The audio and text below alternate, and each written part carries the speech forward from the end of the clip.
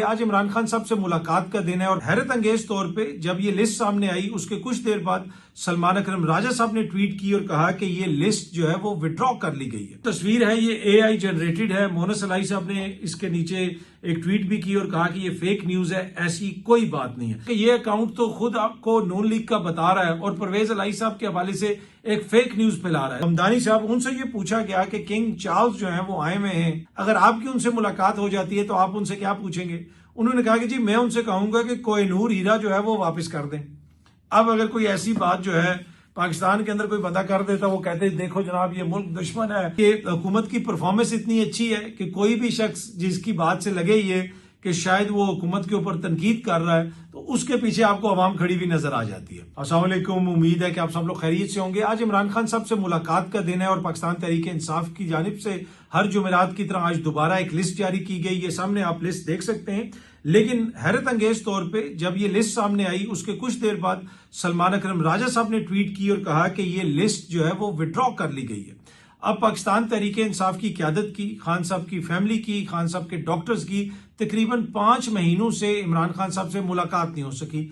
अब अगर कोई लिस्ट जारी की गई तो क्या वो बगैर मुशावरत के जारी कर दी गई? और अब जो नई लिस्ट है वो अभी तक तो मैंने नहीं देखी, उसमें किसका नाम है? अब ऐन मुमकिन है कि कल जो जेल इंतजामिया है वो ये कहे कि भाई ये तो लिस्ट विड्रॉ हो चुकी है क्योंकि सलमान अकरम राजा साहब ने ट्वीट की थी तो इसमें से तो किसी को मिलने नहीं देंगे। उन्होंने वैसे भी मिलने नहीं देना, वो तो आपको पता ही है कि जो कुछ होता है हर मंगल को और हर जुमेरात को। लेकिन ये एक बड़ी सरप्राइजिंग चीज है कि पाकिस्तान तहरीक इंसाफ के अंदर क्या इतनी मुशावरत भी नहीं होती कि पहले एक लिस्ट को हतमी किया जाए, उसके बाद उसको जारी किया जाए। 5 महीने से आपके रहनुमा से मुलाकात नहीं हुई, लेकिन पार्टी के अंदर जो फैसला साजी का अमल है उसका अंदाजा आप इस चीज से लगा सकते हैं कि एक लिस्ट के ऊपर ये लोग इत्तेफाक नहीं कर सकते, जिसकी वजह से काफी ज्यादा सोशल मीडिया पर पाकिस्तान तहरीक इंसाफ की जो क्यादत है उनके ऊपर तनकीद वगैरह भी हो रही थी। अच्छा जी, आज इस्लामाबाद हाई कोर्ट में खान साहब का केस भी लगा हुआ है, अलकादर ट्रस्ट वाला, और उसके हवाले से पाकिस्तान तहरीक इंसाफ तो यही कह रही है कि खान साहब को रिलीफ मिल जाएगा। आप देखते हैं कि मोजिज अदालत क्या करती है। वो तो यकीनन आइन और कानून के मुताबिक ही फैसला करेगी। जैसे आइन और कानून के मुताबिक इस्लामाबाद हाई कोर्ट से 3 मोजिज जज साहिबान का तबादला कर दिया गया और अब उनके तबादले का बाकायदा नोटिफिकेशन भी जारी कर दिया गया है कायम मुकाम सदर की जानिब से। जी हाँ जी, आसिफ जरदारी साहब के वापस आने का भी इंतजार नहीं किया गया, बल्कि जो कायम मुकाम सदर हैं यूसुफ रजा गिलानी साहब, उनकी जानिब से बाकायदा तौर पे नोटिफिकेशन जारी कर दिया गया। और अब ये जो 3 मोजिज जज साहिबान हैं, जस्टिस समन रिफत साहिबा, जस्टिस मोहसिन अख्तर कियानी साहब और जस्टिस बाबर सत्तार साहब, इनका जो तबादला है वो हतमी शक्ल इख्तियार कर गया है। वैसे तो 2 जो मजीद जज साहिबान हैं उनके तबादले की भी बात हो रही थी, ट्रांसफर की बात हो रही थी, और अंसार अब्बासी साहब ने कल अपनी स्टोरी में ये बताया कि क्योंकि पाकिस्तान पीपल्स पार्टी के तहफुजात थे मुबैना तौर पे, तो इस वजह से उन 2 मोजिज जज साहिबान का तबादला अभी नहीं किया गया। तो यकीनन ऑब्वियसली आपको पता है कि आइन और कानून के मुताबिक चीजें होती हैं और आजाद अदलिया है, इंडिपेंडेंट जुडिशरी है, तो ये तो नहीं हो सकता कि पीपल्स पार्टी के तहफुजात हों और फिर मोजिज जज साहिबान का तबादला कर दिया जाए। जब तक पीपल्स पार्टी के तहफुजात दूर नहीं होंगे तो शायद ये तबादला नहीं हो सकता। ये अंसार अब्बासी साहब की स्टोरी है, तो इससे आप अंदाजा लगा सकते हैं कि चीजें किस तरह हैंडल की जा रही हैं कि जनाब जज साहिबान का तबादला रोका गया है क्योंकि पीपल्स पार्टी के उसके ऊपर तहफुजात हैं मुबैना तौर पे। पर एनीवे, ये जिस तरह मैंने कहा कि अंसार अब्बासी साहब की स्टोरी है, उसके साथ साथ एक और स्टोरी जो मैं देख रहा था बड़ी इंपॉर्टेंट स्टोरी है। एक सोशल मीडिया अकाउंट है, नून लीग से वाबस्ता वो अकाउंट है और उसको नून लीग की इंपॉर्टेंट शख्सियात जो है वो फॉलो भी करती हैं। जी हाँ जी, अगर आप उसमें देखें तो उनको आपके वजीर इत्तलात फॉलो करते हैं इस अकाउंट को, अली डार साहब फॉलो करते हैं, मुजम्मल सोहरवर्दी साहब फॉलो करते हैं इस अकाउंट को। और इस अकाउंट ने ये तस्वीर शेयर की हुई है जिसमें आपको बिलावल साहब, मोहम्मद खान भट्टी साहब और चौधरी परवेज अलाई साहब नजर आ रहे हैं। और ये जो अकाउंट है इसने दावा किया हुआ है कि पहुंची वहीं पे खाक जहां का खुमीर था।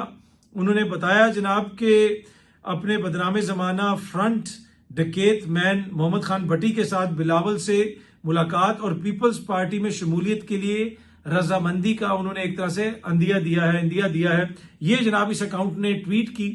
अब ये जो तस्वीर है ये AI जनरेटेड है। मोहनस अलाई साहब ने इसके नीचे एक ट्वीट भी की और कहा कि ये फेक न्यूज है, ऐसी कोई बात नहीं है।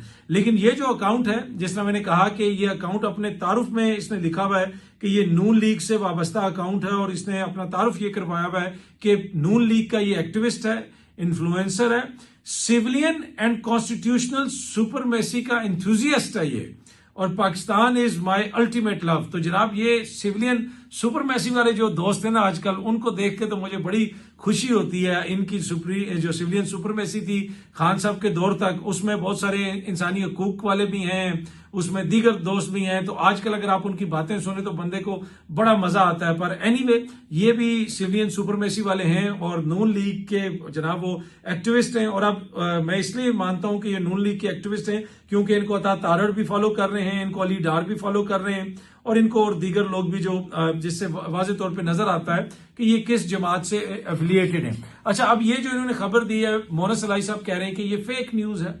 अब ये एक बड़ा इशू है कि सोशल मीडिया के ऊपर मुख्तलिफ चीजें शेयर की जाती हैं और तहरीक इंसाफ के ऊपर भी काफी ज्यादा तनकीद होती है। लेकिन अगर आप एक चीज नोट करें कि तहरीक इंसाफ से जिन अकाउंट्स को जोड़ा जाता है उनमें से कोई नॉन बंदा नहीं होता, कोई उसकी शक्ल नहीं आती, कोई उसको तहरीक इंसाफ का बड़ा लीडर फॉलो नहीं कर रहा होता, कहीं पे उसकी मुलाकातें नहीं होती हैं। लेकिन अगर आप नून लीग से वाबस्ता इस तरह के अकाउंट्स को देखें तो उनको इंपॉर्टेंट नून लीग की जो शख्सियात हैं वो ना सिर्फ फॉलो कर रही होती हैं बल्कि बहुत सारे लोगों से मुलाकातें भी होती हैं। एक शख्स ऐसा है जो बैरून मुल्क रहता है, इंतहाई गंदी गलीज जुबान इस्तेमाल करता है, और मैं ये कहना नहीं चाहता कभी वो औरतों की शर्मगाहों के हवाले से बात करता है, कभी किस चीज के हवाले से बात करता है, उसको बाकायदा सरकारी सतह पे प्रोटोकॉल दिया जाता है। और यहाँ पे हुकूमती शख्सियात नून लीग की उससे मिलती हैं जब वो घटिया और गलीज इंसान पाकिस्तान आता है, तो बाकायदा उसको प्रोटोकॉल दिया जाता है, लेकिन उसके ऊपर किसी सहाफी की कोई अखलाकियात नहीं जागती। इसी हवाले से जो है चौधरी फवाद हुसैन साहब, उन्होंने कल एक ट्वीट किया हुआ था कि तहरीक इंसाफ के सोशल मीडिया की नाकामियां हैं, लेकिन नून लीग की लीडरशिप खुसूसन मरियम नवाज ने कमाल कर दिया। यानी बाकायदा बेहुदा तरीन लोग तलाश किए, दुनिया के मुल्कों घटिया तरीन अब्यूजर्स को जमा किया, उनको सरकारी पैसों से तनख्वाह लगा दी। नून लीग के सोशल मीडिया को समझने वाले लोग बदतहजीबी और घटियापन के इस तूफान का मुकाबला ना कर सके और साइड पर हो गए। उन्होंने कहा कि नून लीग के जो सोशल मीडिया को समझने वाले लोग थे वो इस वजह से खुद ही साइड पे हो गए। अब नून लीग की सोशल मीडिया सिर्फ मां बहन की गालियों और बकवास पर चल रहा है, और सबसे गंदे अकाउंट्स को मरियम और उनकी सहेलियां फॉलो करती हैं, जाहिर है देखती और एंजॉय भी करती हैं। किसी और सियासी जमात की लीडरशिप इस तरह वाहियात, घटिया और बेहुदा अकाउंट्स को ऐसे बेजराई नहीं देती जो मरियम नवाज और सहेलियां देती हैं। अच्छा, अब ये एक चीज कही जाती है कि बहुत सारे अकाउंट्स जो लोगों को अब्यूज करते हैं, गालियां देते हैं, अगर आप उनको जाएं तो देखें तो एक जो सियासी जमात की रहनुमा है वो उन अकाउंट्स को फॉलो कर रही होती हैं। और अब ये चौधरी फवाद हुसैन साहब ने भी यहाँ पे ये बात की है।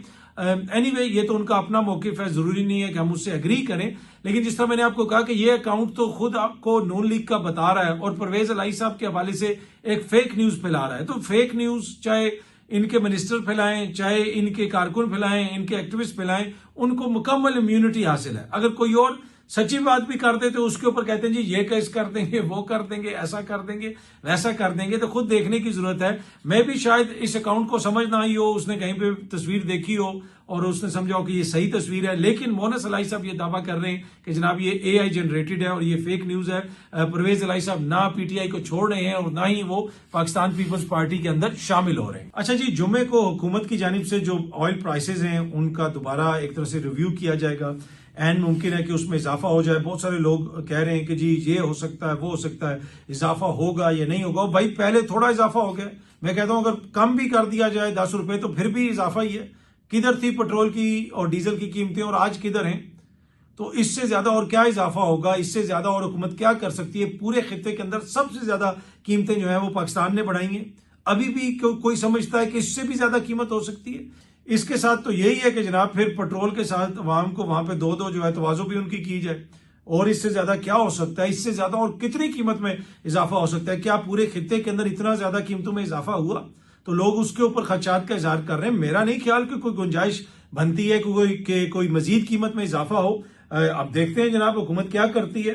ये तो फैसला तो हुकूमत नहीं करना है। अच्छा, ये सामने आप देख सकते हैं जी, सहाफी हैं मोहम्मद ज़ीशान वान साहब, उन्होंने खबर शेयर की हुई है कि PTI को बड़ा धचका, शकीला वहीद ने पार्टी छोड़कर पीपल्स पार्टी में शमूलियत इख्तियार कर ली। वो जिस तरह चौधरी परवेज अलाई साहब की तस्वीर थी वो तो AI जनरेटेड है, फेक है, मोहन अलाई साहब बता रहे हैं, लेकिन ये तस्वीर असली है। पर ये जो बड़ा धचका है ये समझ नहीं आ रही कि किस कैसे लगा है कि और ये मोहतरमा कौन है, कोई बहुत बड़ी लीडर तो है नहीं है पाकिस्तान तहरीक इंसाफ की, पर एनीवे इसको एज ए बहुत बड़ा धचके के तौर पे पेश किया जा रहा है कि इन्होंने पीटीआई को छोड़ दिया। और वो वैसे ही है, वो जो कह रहे थे ना, वो पता नहीं कौन सी खातून है वो रो रही है जिसको टिकट नहीं मिला था। आपको याद है काजी फाइज ईसा की अदालत में 14 बंदे के पता नहीं कितने बंदे वो पहुंच गए थे कि जी हम पीटीआई के दरीना कारकुन हैं, हमें टिकट चाहिए। उनमें से कितनों ने इलेक्शन लड़ा और फिर उसके बाद जो काजी फाइज ईसा ने फैसला दिया वो भी पूरी कौम के सामने। वो अकबर एस बाबर साहब हैं, क्या उन्होंने इलेक्शन लड़ा? उन्होंने कितने उनको वोट पड़े, लेकिन उनके मौकफ के ऊपर वो जो मोजिज वहां पे दोस्त गए थे उसके ऊपर जनाब काजी फाइज ईसा साहब की अदालत ने जो फैसला सुनाया वो मेरे ख्याल में फिर हमेशा डिस्कस भी होता रहेगा और लोग उसको याद भी रखेंगे। और पाकिस्तान की अदालत की जो एक सुनहरी तारीख है उसमें भी यकीनन उसका जो नाम है वो सबसे ऊपर ही आएगा। अच्छा जी, अमेरिका के जो वजीर दिफा हैं और उसके साथ साथ उनकी जो मिलिट्री वहां पे जो अफसरान हैं वो गए जनाब, ये सामने आप देख सकते हैं, बीबीसी भी रिपोर्ट कर रहे हैं कि कांग्रेस में, और उधर जाके उन्होंने बताया कि ईरान जंग पर अभी तक $25 अरब खर्च हो चुका है। लेकिन अमेरिका के वजीर दिफा और उनके साथ साथ जो दीगर लोग वहां पे गए वो ऐवान नुमाइंदगान में उनकी जो एक तरह से पेशी हुई एक कमेटी के सामने, वहां पे बड़े सख्त उनसे सवालात किए गए, बड़े सख्त किस्म के सवालात किए गए। अब जंग जारी है, एक तरफ से अमेरिका ये कहता है जी हम जंग में हैं, हालत जंग में है, ये हो रहा है वो हो रहा है, लेकिन उसके बावजूद उनके जो अवामी नुमाइंदे हैं उन्होंने हुकूमत का तिया पांचा कर दिया, एक एक चीज पूछी, उन पे तनकीद की और कहा कि ये नहीं हो सकता कि भाई आप अवामी पैसा खर्च कर रहे हो, इस तरह के फैसले कर रहे हो तो आपसे कोई पूछे ना। यहां पे तो कहते हैं भाई कि इस चीज पे भी बात ना करो, उस चीज के ऊपर भी बात ना करो, ये कर दोगे तो वो हो जाएगा, प्रेस क्लब में किसी सहाफी को बुला के कुछ बता दोगे तो उससे ही वो कहते हैं जनाब ये हो गया वो हो गया, और उसके ऊपर सहाफी दोस्ती शुरू हो जाते हैं। जो मतीउल्लाह जान के साथ हुआ वो आप सबको पता ही है। पर एनीवे इसी सारी चीज के दौरान एक और चीज भी बड़ी इंपॉर्टेंट है। पाकिस्तान में कहा जाता है कि जी वो मोजिज मेहमान आए हुए थे सहाफी, उनको ये क्यों बता दिया, उनसे ये बात क्यों कर ली। भाई असल मसला है कि अगर कोई बात झूठ बोली है, कोई गलत कही है बात, तो यकीनन उसके ऊपर एतराज हो सकता है, वो तो नहीं करनी चाहिए। लेकिन अगर कोई चीज हुई है तो फिर तो जिम्मेदार वो है जिसने किया है, जो हुकूमत है या कोई और है, वो जो कर रहा है जिम्मेदार तो वो है, वो फिर सहाफी तो नहीं हुआ जो बता रहा है। तो अगर कोई बदनामी का बायस बन रहा है तो बदनामी का बायस तो वो बन रहा है जो ऐसी है कोई हरकत करता है। ये मिसाल मैं आपके साथ इसलिए शेयर कर रहा हूं कि जो इस वक्त न्यूयॉर्क के मेयर हैं ममदानी साहब, उनसे ये पूछा गया कि किंग चार्ल्स जो है वो आए हुए हैं, किधर आए हुए हैं? वो आए हुए जनाब अमेरिका के दौरे पे। अगर आपकी उनसे मुलाकात हो जाती है तो आप उनसे क्या पूछेंगे? उन्होंने कहा कि जी मैं उनसे कहूंगा कि कोहिनूर हीरा जो है वो वापस कर दें। अब अगर कोई ऐसी बात जो है पाकिस्तान के अंदर कोई बंदा कर देता, वो कहते देखो जनाब ये मुल्क दुश्मन है, वैसा है वैसा है, गैर मुल्की मेहमान आया हुआ है, ऐसी बात इसने क्यों कर दी, ये हो गया वो हो गया। भाई दुनिया भर में लोग बातें भी करते हैं, लोग बातें बर्दाश्त भी करते हैं, इससे कोई ऐसी क़यामत नहीं आ जाती। एनीवे वैसे अगर बरतानिया ने कोहिनूर हीरा वापस किया तो वो किसको करेगा? इंडिया को करेगा, पाकिस्तान को करेगा। ये कोहिनूर हीरा तो मेरे ख्याल में ये बुनियादी तौर पर मलकियत थी जो यहाँ के सिंह रूलर्स थे उनकी। तो अब ये किसको वापस मिलेगा? कोहिनूर मिलता है या नहीं मिलता वो एक अलग बहस है। लेकिन न्यूयॉर्क के मेयर ने ये कह दिया कि भाई ये जो हमारा मोजिज मेहमान आया हुआ है बड़ा मोजिज है, काबिल एहतराम है, लेकिन इनके जो एंसेस्टर्स हैं, इनकी जो हुकूमत है माजी में, वो वहां से हीरा चोरी करके लाई हुई है, तो उसके ऊपर तो मैं अपनी बात करूंगा। तो अब असल चीज ये है कि उसने एक फैक्चुअल बात की है कि ये हीरा चोरी हुआ है, ये हीरा जो है बड़े सगीर से बरतानिया गया हुआ है। तो फिर उसके ऊपर अगर कोई बात करेगा तो उस पर नाराजगी तो नहीं होनी चाहिए। असल तो वो लोग हैं जो हीरा लेके गए हैं, ऐसे हीरों से फिर क्वेश्चन तो बनता है।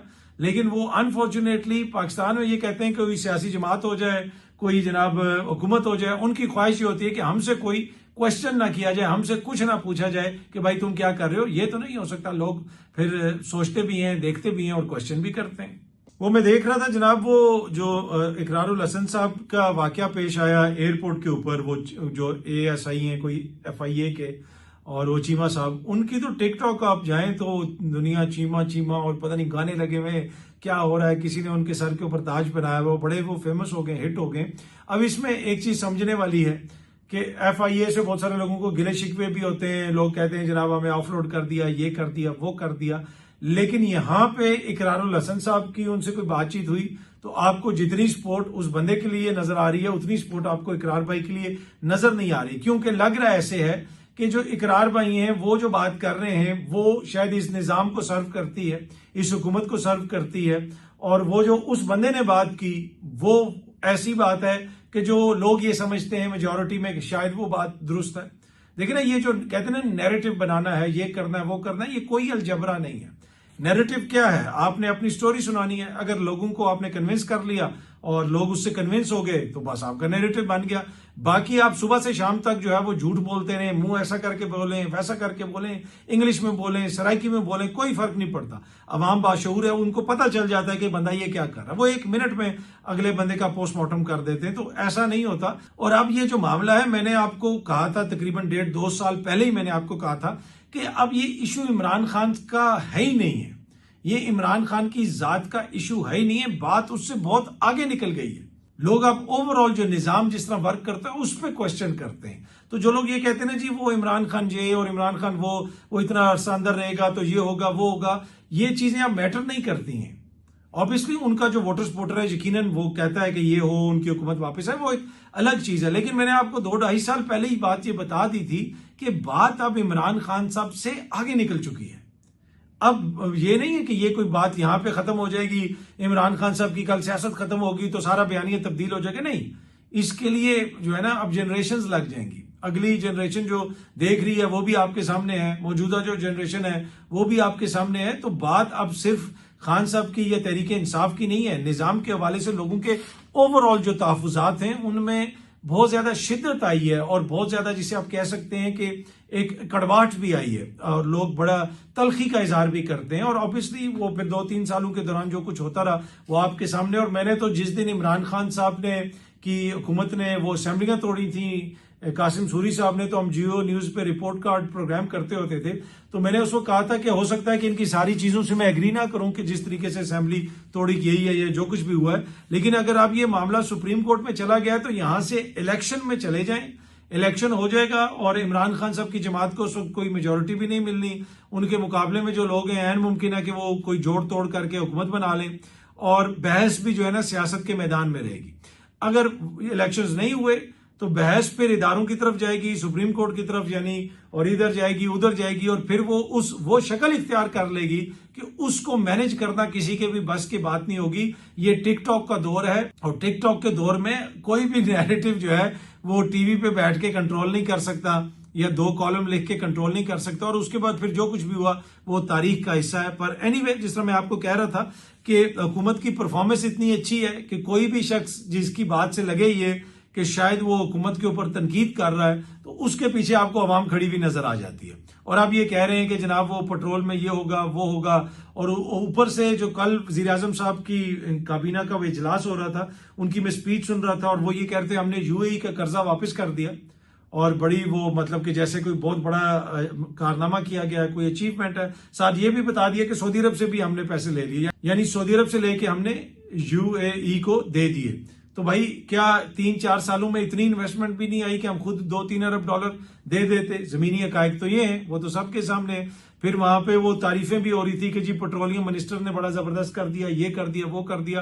पेट्रोल को कहां से इन्होंने कहां पे पहुंचा दिया है, उसके बावजूद ये एक दूसरे की तारीफें कर रहे हैं। भाई कम से कम इतना तो कर लें कि एक दूसरे की तारीफें ही कम से कम ना करें और कुछ नहीं कर सकते। क्या आवाम को नजर नहीं आ रहा? जब आवाम देखती है कि जी पेट्रोल इतना ज्यादा महंगा हो गया है और ऊपर से हुकूमत के वो लोग जो पेट्रोल को महंगा कर रहे हैं, हुकूमती दोस्त आपस में एक दूसरे की तारीफें कर रहे हैं, तो क्या आप समझते हैं कि आवाम जो है वो उस तारीफ से मुतमईन होगी और वो ये समझेगी कि जनाब इन्होंने बड़ा जबरदस्त काम किया है और बड़ा अच्छा काम किया है? बहुत जल्दी आप सब दोस्तों से दोबारा मुलाकात होगी। Thank you very much.